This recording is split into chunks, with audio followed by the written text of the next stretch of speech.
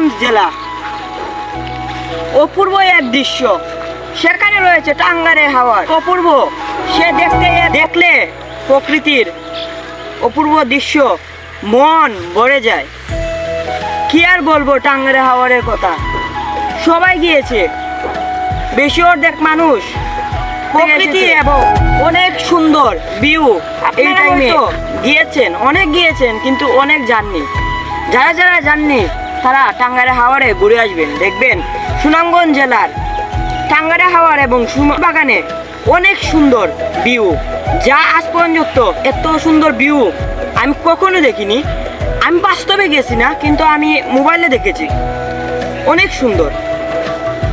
একদিন যাব, কারণ আমার বাড়িও সুনামগঞ্জ জেলায়, আমিও যেতে পারি। ধন্যবাদ।